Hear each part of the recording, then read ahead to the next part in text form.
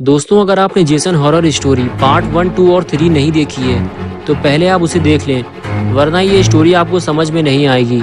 पिछली वीडियो में आपने देखा था कि गुल्ली बुल्ली टोनी के साथ अपने घर जा रहे थे, तभी अचानक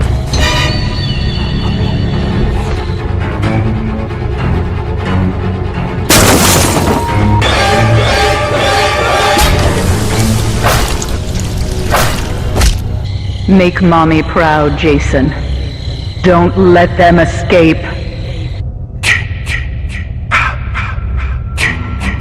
जेसन ने टोनी को मार डाला। ये देखकर गुल्ली बुल्ली गाड़ी से बाहर निकलकर भागे। जेसन इतनी जल्दी यहाँ पहुँच जाएगा, ये तो गुल्ली और बुल्ली ने सोचा ही नहीं था।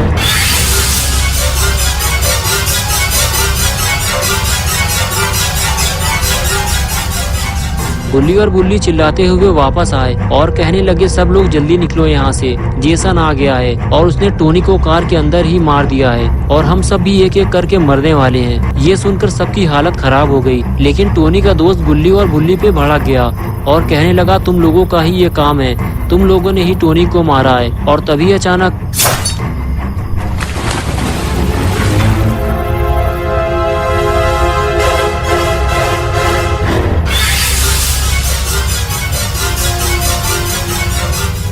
तभी वो लड़की कहती, उसे गोली मार दो। टोनी की राइफल टेंट के अंदर रखी है। गुल्ली फौरन भागते हुए टेंट के अंदर जाता है।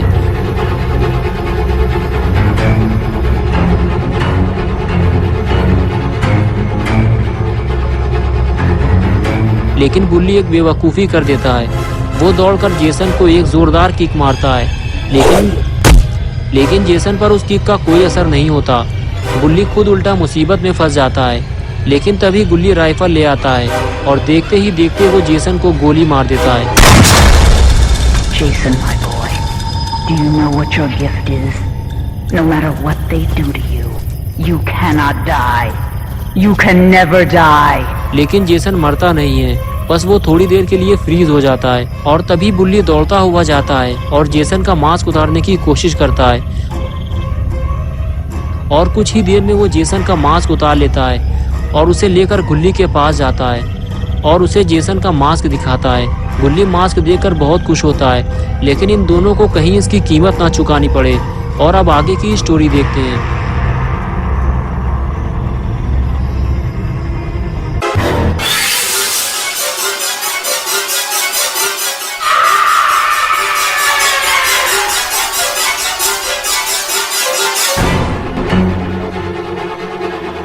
Jason, Mother is talking to you. Find them. Jason को करीब आता देखकर गुल्ली और बुल्ली फौरन वहां से भागते हैं और उनके साथ साथ टोनी की गर्लफ्रेंड सोफिया भी गुल्ली और बुल्ली के पीछे भागती है। जेसन बिना मास्क के बहुत ही ज्यादा खतरनाक और डरावना लग रहा है, इसलिए वो अपने चेहरे पर मास्क लगाए रहता है ताकि उसका असली चेहरा कोई ना देख सके। लेकिन बुल्ली ने जेसन का मास्क उतार के अच्छा नहीं किया और अब जेसन किसी को भी जिंदा नहीं छोड़ेगा। गुल्ली बुल्ली और सोफिया को ऐसी जगह छुपना होगा कि जेसन उन्हें ना देख सके, वरना ये तीनों मारे जाएंगे। और इधर टोनी का दोस्त जैक टेंट के अंदर छुपकर ये सब देख रहा होता है। वो जेसन को देखकर बहुत ही ज्यादा डरा हुआ भी है।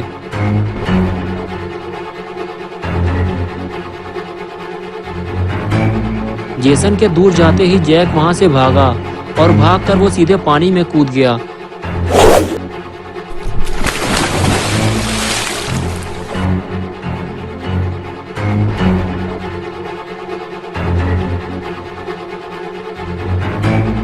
जैक तैरते हुए नाव के करीब जा रहा है, लेकिन जेसन ने उसे देख लिया है और अब उसकी खैर नहीं।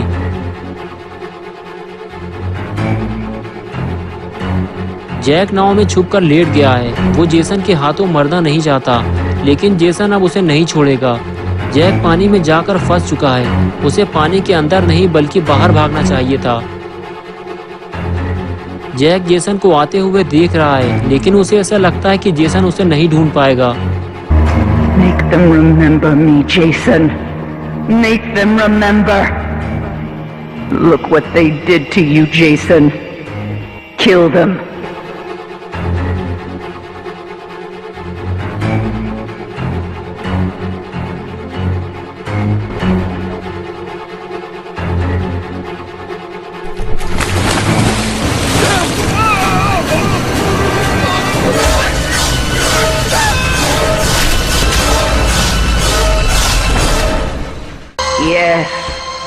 Kill for mother.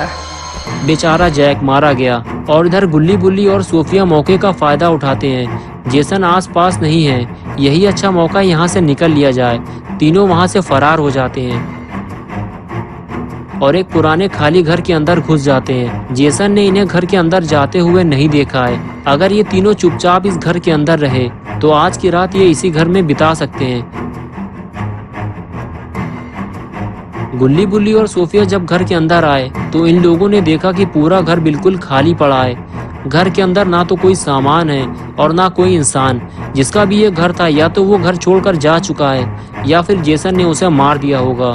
गुल्ली बुल्ली और सोफिया आगे बढ़ते हुए घर को चारों तरफ से देखते हैं कि घर कहीं से टूटा फूटा तो नहीं है। जब तीनों को इस बात की तसल्ली हो जाती है कि यह घर पूरा सही सलामत है और आज की रात यहीं गुजारी जा सकती है तो फिर तीनों आराम से बातें करना शुरू करते हैं। गुल्ली कहता है, मुझे तो ये समझ में नहीं आ रहा कि जेसन आखिर बेकसूर लोगों को क्यों मार रहा है। जितने भी लोगों को इसने मारा है उन लोगों ने इसका क्या बिगाड़ा था।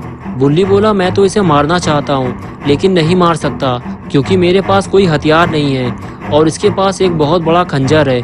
तभी सोफिया कहने लगी, लोग जेसन के बारे में अलग अलग स्टोरी सुनाते हैं लेकिन टोनी ने मुझे बताया था कि जेसन बचपन से ही थोड़ा अजीब था। उसका चेहरा कुछ ठीक नहीं था। लोग उसे हैरत भरी नज़रों से देखते थे और बच्चे उसे बहुत परेशान करते थे। कहते थे कि तुम भूत हो। जेसन की माँ का नाम पैमेला वुरहीस था और लोग पैमेला को भी ताने मारते थे और बुरा भला कहते थे। आखिरकार लोगों से परेशान होकर पैमेला ने अपना घर छोड़ दिया और जेसन को लेकर शहर से दूर क्रिस्टल लेक चली आई और यहाँ एक छोटे से घर में रहने लगी। लेकिन जेसन और पैमेला को यहाँ भी सुकून नहीं मिला क्योंकि यहाँ अक्सर टूरिस्ट आया करते थे और कैंप लगाकर मौज मस्ती किया करते थे। एक बार तो हद हो गई, कुछ लोगों ने जेसन को उठाकर पानी में फेंक दिया। सारा दिन गुजर गया लेकिन जेसन घर नहीं पहुंचा तो पैमेला ने उसे ढूंढना शुरू किया। ढूंढते ढूंढते वो लोगों के पास पहुंची जिन लोगों ने कैंप लगाए हुए थे। तो उन लोगों ने बताया कि हाँ, हमने एक लड़के को देखा था जो काफी डरावना था, इसलिए हमने उसे उठाकर पानी में फेंक दिया था। पैमेला ये सुनकर बहुत गुस्सा हुई और कहने लगी, वो मेरा बेटा था, वो अब तक घर नहीं पहुंचा है, यानी कि वो डूबकर मर गया है क्योंकि वो अच्छी तरह से तैरना नहीं जानता था। तुम लोगों ने जेसन को मार डाला, इसलिए अब तुम लोगों को भी जिंदा रहने का कोई हक नहीं है। ये कहते हुए पैमेला ने उन पर हमला कर दिया। पैमेला के पास एक तेजदार हथियार था जिसे मिशेटी कहते हैं। उसी मिशेटी से पैमेला ने सबको मार डाला लेकिन उनमें से एक लड़की बचकर भागने लगी। पैमेला उसके पीछे भागी तो उसने पैमेला को जोरदार धक्का मारा जिससे पैमेला गिर गई और उसके हाथ से उसकी मिशेटी भी गिर गई। लड़की ने फौरन मिशेटी उठा ली और उसी मिशेटी से पैमेला के गले पर वार किया जिससे पैमेला का सर उसके धड़ से अलग हो गया और वो लड़की वहां से भाग निकली। लेकिन जेसन मरा नहीं था, वो वहीं जंगल में छुपा हुआ था और कुछ देर बाद जेसन अपनी माँ को ढूंढता हुआ वापस आया तो उसने देखा कि पैमेला का सर और धड़ अलग अलग पड़े हुए हैं। पैमेला मर चुकी थी। जेसन अब बिल्कुल अकेला हो गया था। उसने पैमेला का सर उठाया और अपने घर ले गया और तभी जेसन को एक आवाज़ सुनाई दी, जेसन मार डालो उन सभी को जिसने तुम्हारे साथ और मेरे साथ अच्छा नहीं किया, मारो उन्हें अपनी माँ के लिए। और उसके बाद से ही जेसन खूनी बन गया।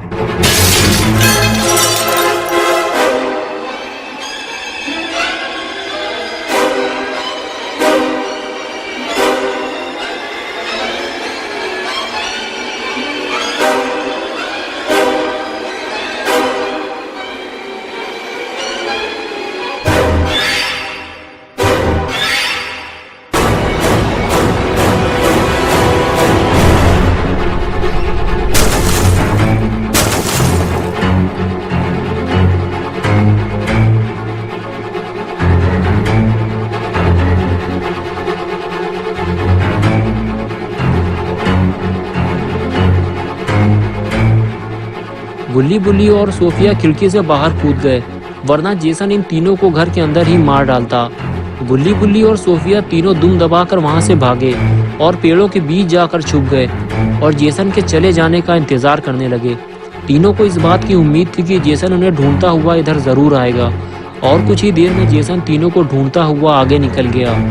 गुल्ली बुल्ली और सोफिया उसे जाता हुआ देख रहे थे और चुपचाप खामोशी से खड़े हुए थे क्योंकि थोड़ी सी हरकत इन लोगों के लिए मुसीबत बन सकती थी। They can't hide. There's no place to hide. Find them. Jason जैसे ही थोड़ी दूर गया, गुल्ली बुल्ली और सोफिया वहां से भागे। इन तीनों को छुपने का कोई नया ठिकाना ढूंढना होगा जहां जेसन आसानी से ना पहुंच सके, और ऐसा ही एक ठिकाना इन तीनों को मिल गया है। लेकिन गुल्ली को इस बात का डर सता रहा है कि कहीं ये जेसन का घर तो नहीं है, वरना हम लोग मुसीबत में फंस जाएंगे। बुल्ली कहता है कि अगर ये जेसन का घर हुआ तो उसकी माँ का कटा हुआ सर इस घर में जरूर होगा, चलो चल कर देखते हैं। ये कहकर तीनों उस घर के अंदर जाने लगते हैं। लेकिन ये घर पहले वाले घर से भी ज्यादा पुराना लग रहा है। गुल्ली बुल्ली और सोफिया जैसे ही घर के अंदर पहुंचे तो उनकी नजर कटे हुए सर को ढूंढने लगी, लेकिन यहाँ तो कोई भी कटा हुआ सर नहीं रखा है। ये घर तो पूरा खाली है। लेकिन सामने एक और दरवाजा लगा हुआ है। गुल्ली आगे बढ़ते हुए दरवाजे तक जाता है और डरते हुए दरवाजा खोल देता है।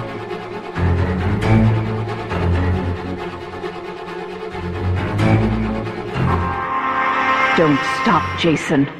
They deserve to die. Make them suffer like we did. गुल्ली और बुल्ली पैमेला वुरहीस का कटा हुआ सर देखकर हैरान हो जाते हैं। तभी सोफिया कहती है जल्दी निकलो यहाँ से, ये जगह छुपने के लिए ठीक नहीं है। बुल्ली कहता है कि ये जेसन का घर है, वो यहाँ जरूर आता होगा, इससे पहले कि वो यहाँ आ जाए हम तीनों को यहाँ से निकल लेना चाहिए। तो दोस्तों क्या होगा अब गुल्ली बुल्ली और सोफिया का? दोस्तों अगर आप पार्ट 5 देखना चाहते हैं तो इस वीडियो को लाइक करें, चैनल को सब्सक्राइब करना और बेल आइकन दबाना ना भूलें।